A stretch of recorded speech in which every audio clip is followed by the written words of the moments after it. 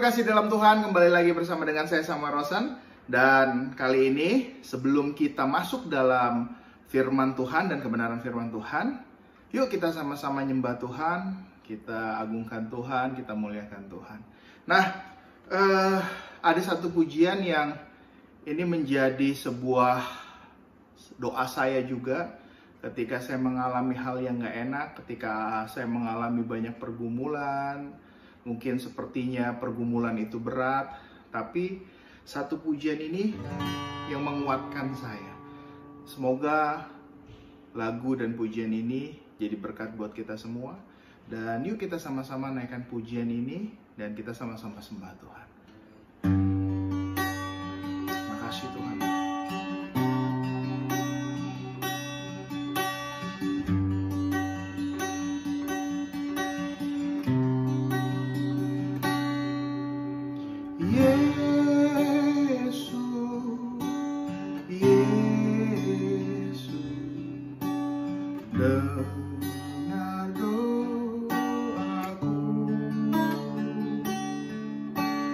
Janganlah Tuhan lalui, jawab doaku. Sekali lagi kita katakan, Yesus, Yesus, Yesus, dengar doaku. Janganlah Tuhan lalui, jawab doaku.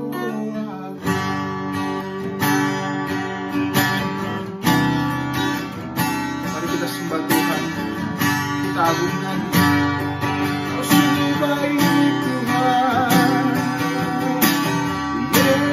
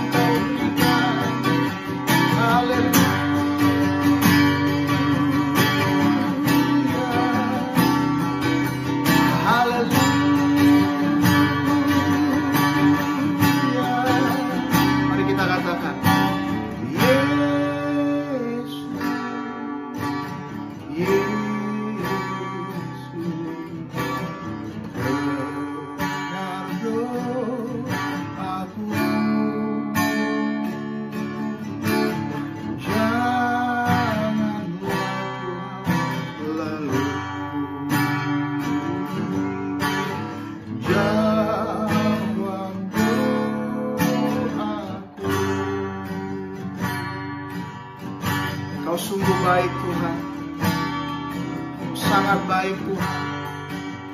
Kau teramat baik dalam kehidupan kami Tuhan. Kalau sebentar kami ingin mendengarkan sebagian dari firman-Mu, memberkati hamba-Mu, Kau urapi dia Tuhan, biar setiap perkataan ucapan yang keluar itu merupakan pesan Tuhan. Dan firman yang keluar itu membuat kami bertumbuh, membuat kami mengerti lagi kebenaran itu, sehingga kami menjadi pelaku-pelaku firman Tuhan. Terima kasih Tuhan buat segala sesuatu yang Tuhan sudah berikan dalam kehidupan kami. Terima kasih buat segala Tuhan yang sudah Tuhan percayakan dalam kehidupan kami. Kami menyerahkan acara ini dari awal pertengahan hingga akhirnya ke dalam tangan Tuhan. Dan kami percaya Allah memberkati kami semua. Di dalam nama Tuhan Yesus kami sudah berdoa dan mengucap syukur. Haleluya. Amin.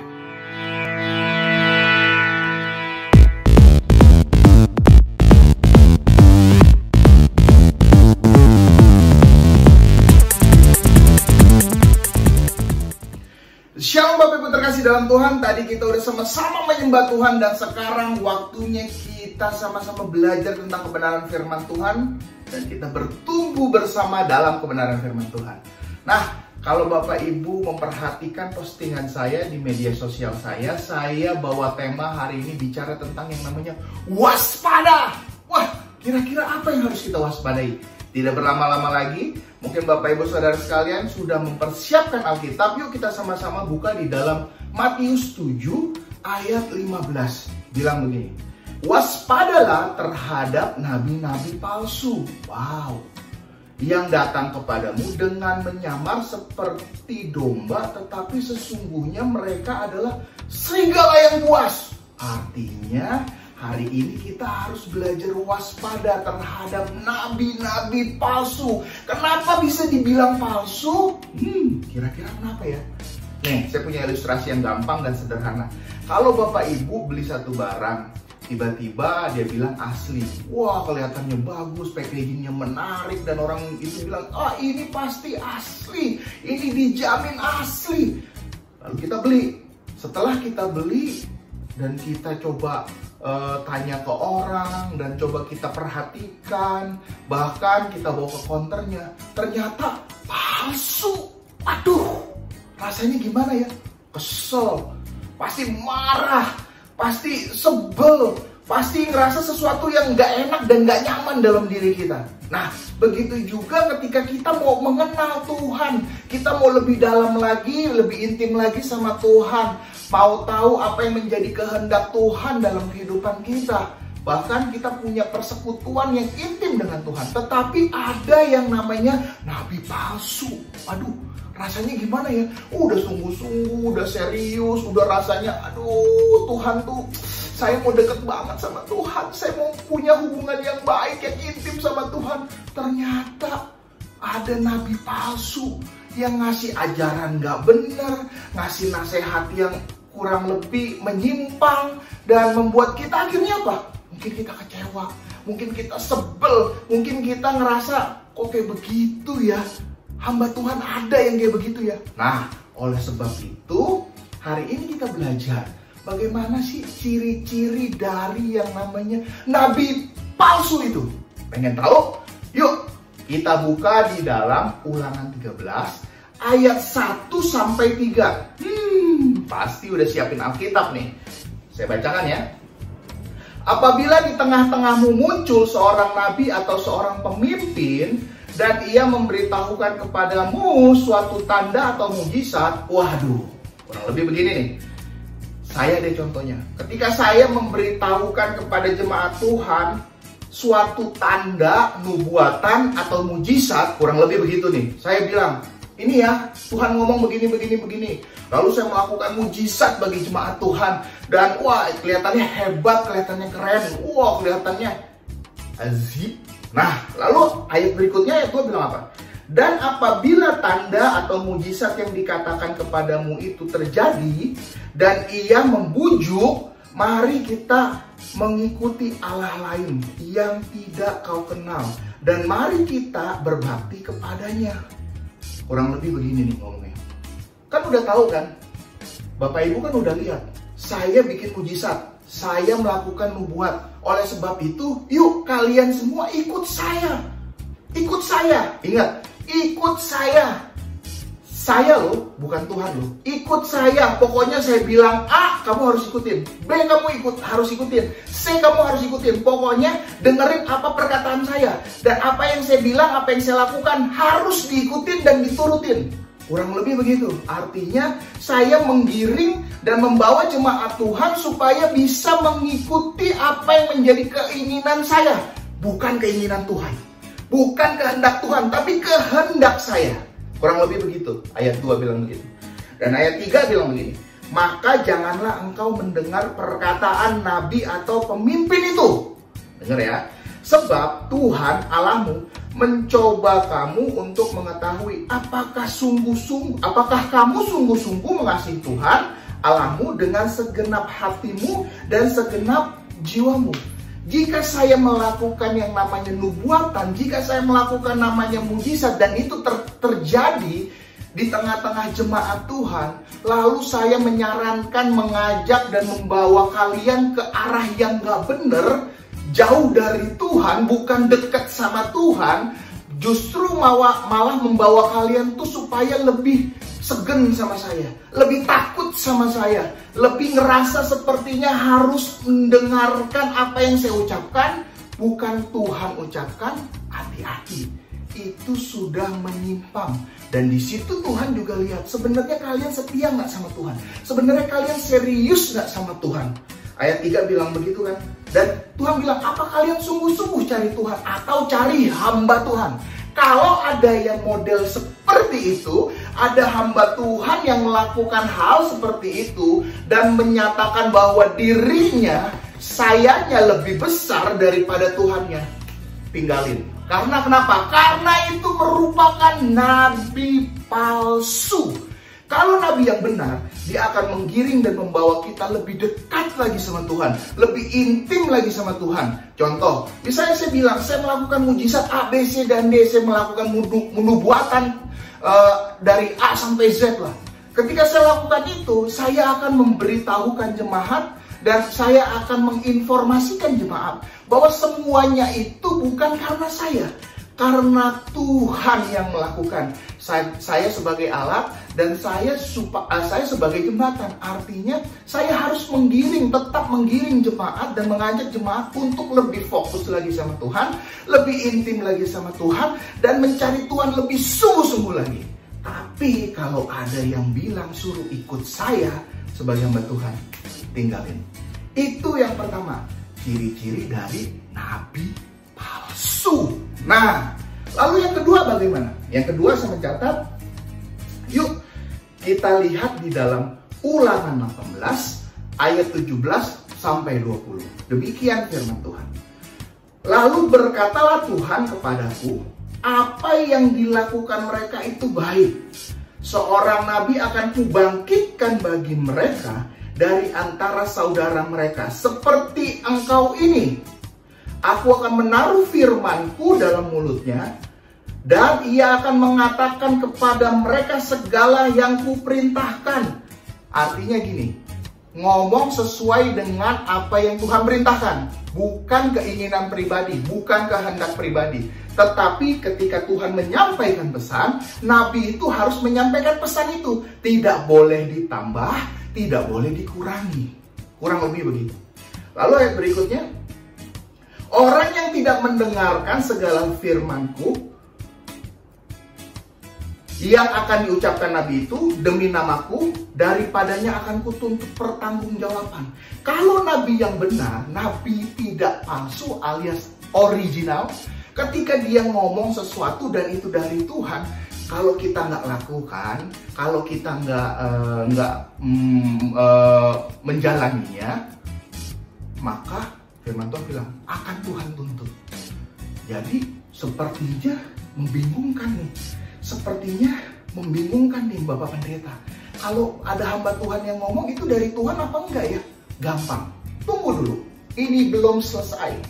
Lalu ayat 20 bilang, Tetapi seorang nabi, ingat, tetapi seorang nabi atau hamba Tuhan yang terlalu berani untuk mengucapkan demi namaku perkataan yang tidak kuperintahkan untuk dikatakan olehnya, atau yang berkata demi nama Allah lain, nabi itu harus mati. Kurang lebih begini.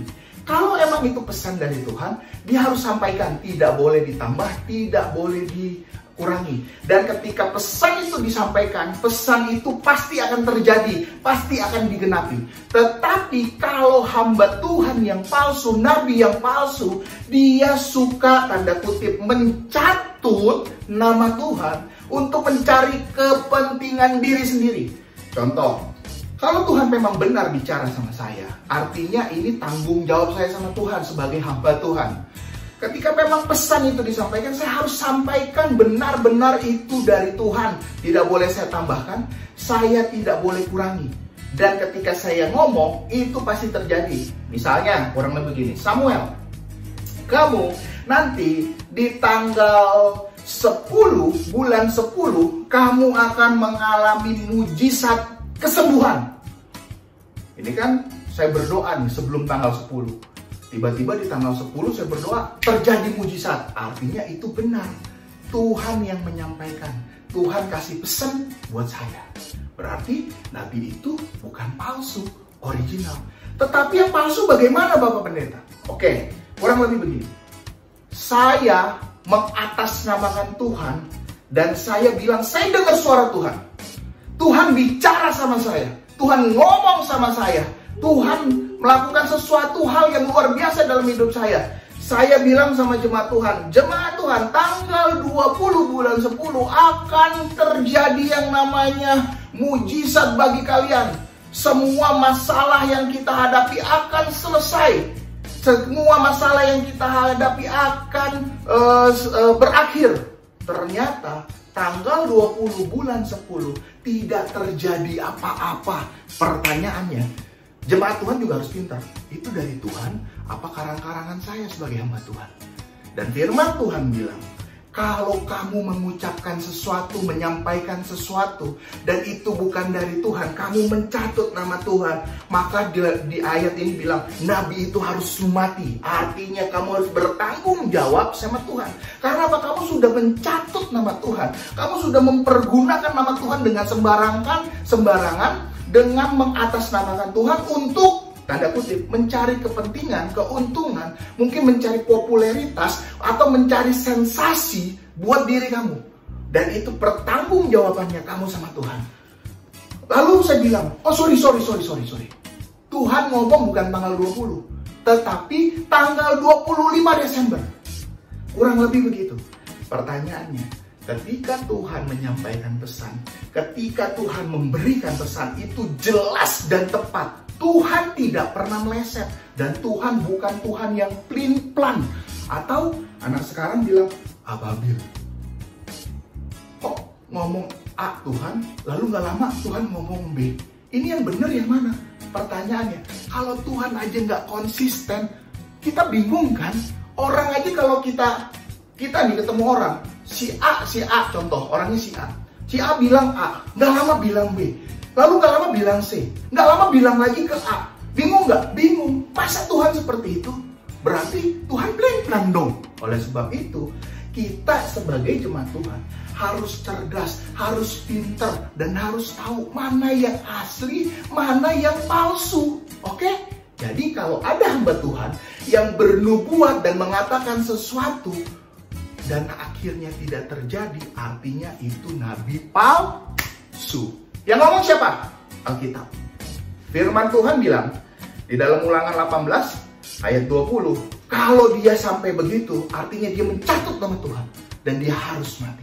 Nah, oleh sebab itu jemaat Tuhan, saya mengajak yuk kita sama-sama pintar, kita sama-sama cerdas. Jangan mau ditipu-tipu sama hamba Tuhan. Jangan mau dibohongi oleh hamba Tuhan. Kita menjadi anak Tuhan, jemaat Tuhan yang harus pintar. Oleh sebab itu, yuk kita sama-sama belajar mengerti kebenaran dengan baik dan benar. Jadi ciri-cirinya ada dua. Yang pertama, yang tadi saya bilang,